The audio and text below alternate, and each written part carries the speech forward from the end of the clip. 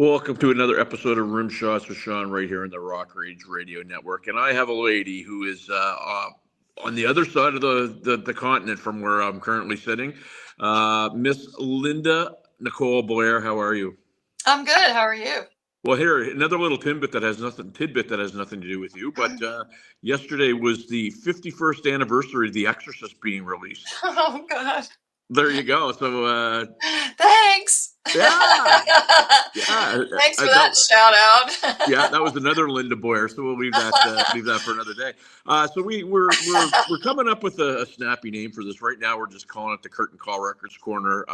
You're Okay. probably the 10th or 11th Curtain Call artist that I've had on. So thank you for doing this. And Brian sent me a couple of your tunes, and the first thing I'm going to say, correct me if I'm wrong, it's got a very Americana vibe. Would you agree with me on that? Absolutely, yeah.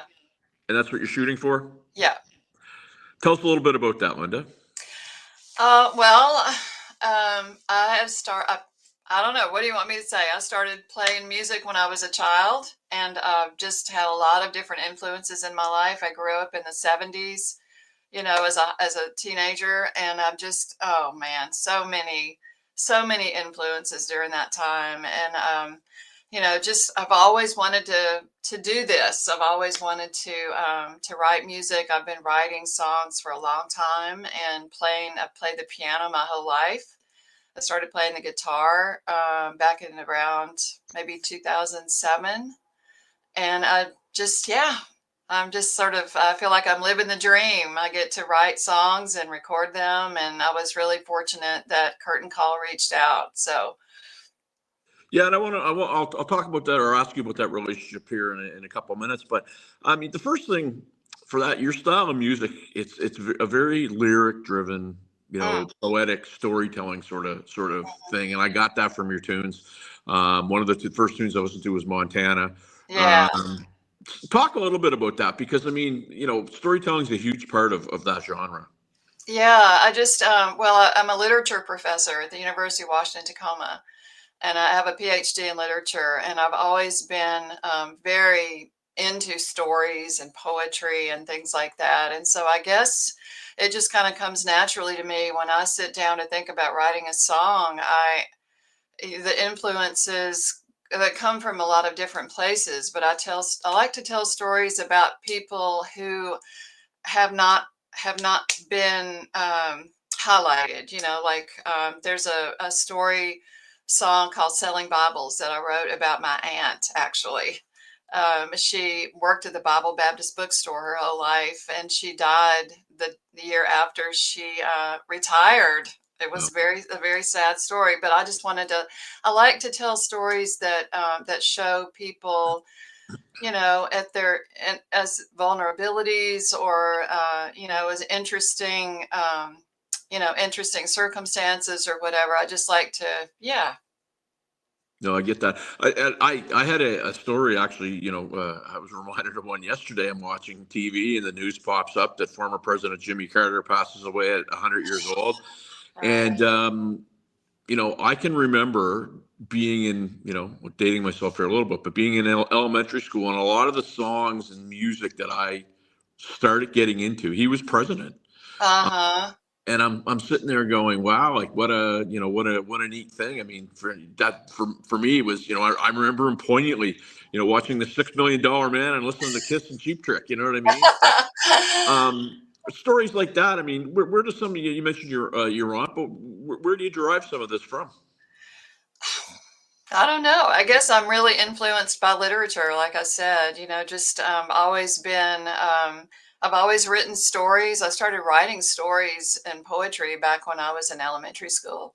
Excuse me. And so I've just kind of always been thinking about, people's lives, the ups and downs of life, and how people survive. And, I was influenced by people like Carole King and Linda Ronstadt and Karen Carpenter. I mean, so many. It's hard for me to even. Lucinda Williams is a huge influence on me too, and Lucinda tells stories. She's a storyteller, right, at heart. And so I up here I work with a female singer songwriter, and I find as a male that is working her music, I find that anytime that I do something for her, I have to do it a little bit more than the guys, and it's not right. It's stupid, to be perfectly honest with you, because the talent is world class and the songs are second to none.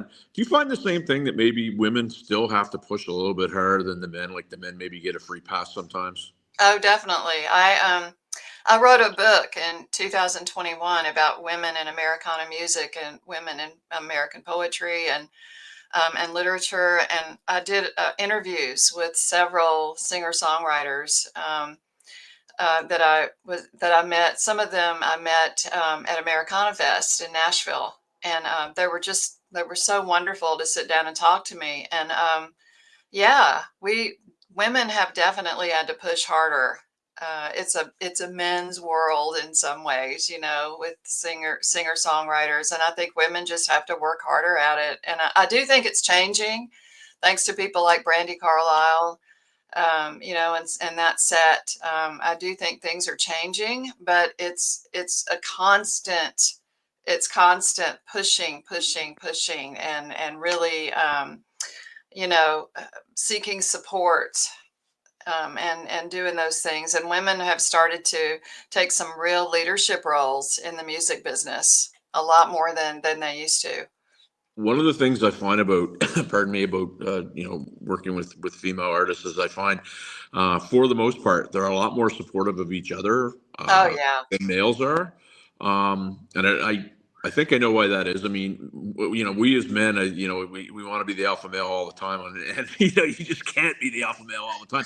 But I think women have the sense of who has talent, who's doing, like, they, don't get me wrong. I'm the father of a daughter. Girls can be mean. However, I think for the most part, women are a lot more supportive of their sisterhood when they're out there, plying their wares in the music business, and singers and songwriters, et cetera. Do you agree or disagree? I absolutely agree with that. I think that, like I said, I think women like Brandy Carlisle, and gosh, Dolly Parton. Right. Dolly Parton is a huge supporter of women. She always has been. Lucinda Williams is the same. I mean, I just feel like Sheryl Crow. I mean, there's so many, and they are absolutely supportive and really help to promote other female artists. So I think You know, that's huge. and it's really funny, especially I mean, it's always been this way. I mean, again, to date myself, I remember being, going to the grocery store with my mother and looking through the National Enquirer, right? But now with social media, they either want to love you and pick you up for great things you're doing, or they want to tear you dead. There's never any in between of, hey, just had a normal day here today. They're always looking for the one end of the spectrum, right? Yeah, yeah. And I wanted to also make a point, if you don't mind. I wanted to Sure. make a point about, you know, uh, Black female artists, especially in country music and Americana music, and some of the groundbreaking things that Mickey Guyton, for instance, has done.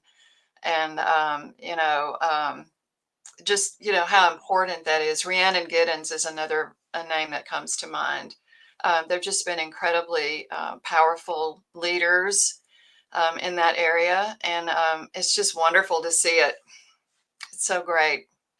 I'm gonna make a statement here. It's 100% my opinion. It's not attached to Linda whatsoever. So don't anybody send her cards, letters. Send them directly to me.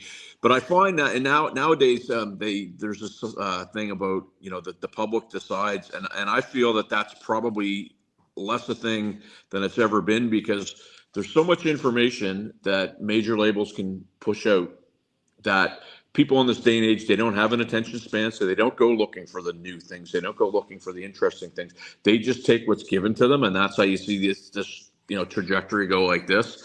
And I find I've seen a lot of artists, both male and female, that just get lost in the churn because they're not in that program.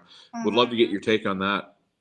Yeah, I think so too. I think it's really hard for independent artists like me, and I have several friends who are singer-songwriters and independent, don't have labels, I don't have a lot of money to behind, Yeah. I'm not like attached to a big label. I don't have tons and tons of money. And, it is harder to get your stuff out there.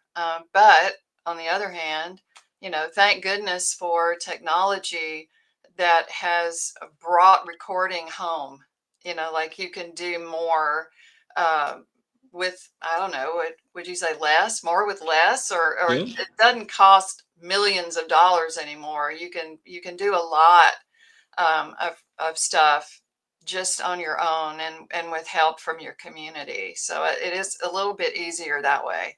No, I agree. And one of the things, you mentioned it's tough as an indie artist. I mean, I won't name I won't name the platform, but people will know who I'm talking about. But I personally, with artists, if I've worked with, they've had songs taken down for quote unquote fake streams. Yet you read a thing there that there's fake accounts and fake things being put on playlists to try to generate people to go to different things by said mothership. So Right. it's tougher and tougher as an indie artist. There's no question. However, I think the way that you do it, you nailed it, is community. Is find some Yeah. people that are going to support you, Yeah. um, and support each other. Yes, absolutely. Absolutely. And, I mean, there's, like, I think, I'm having a brain issue right now, but sound, oh,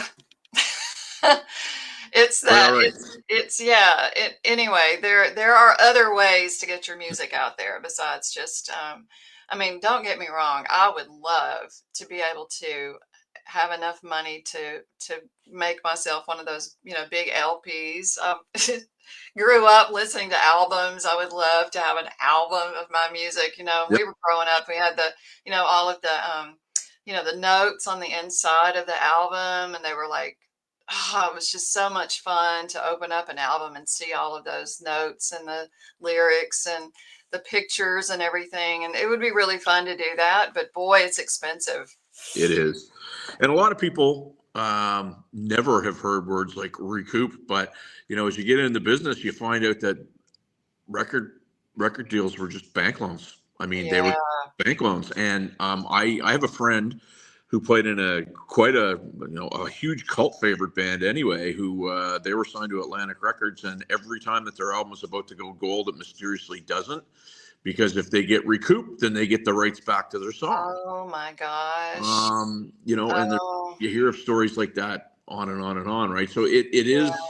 you know, um, as I say, a band from Canada that was about 5 minutes. They were put together 5 minutes from Miami. April Wine, rock and roll is a vicious game, and it really is. It's not set up for folks like yourself to really succeed. However, you can go out and find the help. Well, I mean, I guess there are different ways for me anyway, success looks different than it might somebody who's a lot younger than me or somebody who has more money than me. I feel like feel so blessed to be able to do the things that I do, and I feel like in my own little corner of the world, I have found a measure of success that I'm happy with. I mean, I'd like my music to be out there more, but for somebody in my position, I just feel so fortunate to have met the people that I've met and made the connections that I've made. It's just been wonderful. So, Well, that's masterclass stuff. I always like when people bring stuff up like that, because I mean, there's a real tendency to go. I'm accused of this. I don't look back enough, right? I'm always looking forward. I don't look at what I've been able to put together. There's a tendency to go, well, geez, Linda's got more than me. No oh, fair, right? And you just nailed something. And another thing that you brought up, and I loved you, and that this isn't about you in particular, but I'm a big proponent that it doesn't matter if you're 14 or you're 72. You got a shot. oh, You should absolutely. take a shot, Absolutely. Yes. right? I mean, if the opportunity, I mean, I started playing the guitar back in around 2004, maybe. There was a tragedy in my family. My brother, one of my brothers, died of an aneurysm, Hmm. and it was tragic. It was horrible. And he was a musician, and he was such an inspiration to me. I played the piano, he played the guitar. I always wanted to learn how to play the guitar because of him. And I just kind of took that as like tapping on my shoulder. You got to get out there and do it. If you're going to do it, you better do it now. And he was a huge inspiration for me to get into this whole thing. And so I picked up the guitar and I started playing, and I was like, this is great. It was so much fun to learn. And again, parts of as we're getting into this conversation, I really like what you're bringing up, because I oftentimes speak with people who, they don't know how to play an instrument, or they don't know theory, or they've been told that they're not good enough at this or that. Instead of just doing it, and I mean, really, I'd love to get your take on this, because there's really the world has one version of success, right? It's riches and whatever, but you're not allowed to have your own version of success. Yeah. And you nailed it in that, I mean, 20 years is a long time, but really it's relatively new for playing guitar. But it sounds to me like the path that you're on, you're super stoked, and you're excited about what's happening and taking place. Yeah, I'm having a great time. Well, that's good. Life is short. Life is short enough, and if you find the thing that you love to do, and like I love teaching, that's my job. I also happen to love it, but I've always loved music, and I always when I was a little kid and I would listen to the little, the 45s in my bedroom, and Yeah. I would dream about, oh, I'd love to be in a band. I'd love to, and so, what the heck? Well, it's funny you mention that, because I'm a drummer myself. I've been playing it for a long time. Somebody will send me a video of a 4-year-old drummer playing, Rush tunes flawlessly. Well, they should, because if you go on YouTube now, you get 18 different camera angles. And I had to put a stack of quarters on the end of a, of a turntable to try to slow it down to figure out what the heck was going on, right? So, Oh, wow. yeah, but technology. Last question there, my friend. Where do my viewers, my listeners, find out more about Linda Nicole Blair and her music? Well, I have music on Bandcamp, and I also have a music page on Facebook. It's called Payden Street Music. I picked that a long time ago because that was where I first lived as a child, Payden Street in Jackson, Mississippi. So I was like, oh, I like that, Payden Street Music. So that's on Facebook, and then I'm also on Spotify. So all of my music is on Spotify, just to kind of get it out there. Yeah. Fantastic. And if you would, email me your link so I can join your socials, because I always like to do that. I Oh, know that'd how be hard it great. is to get followers and subscribers. I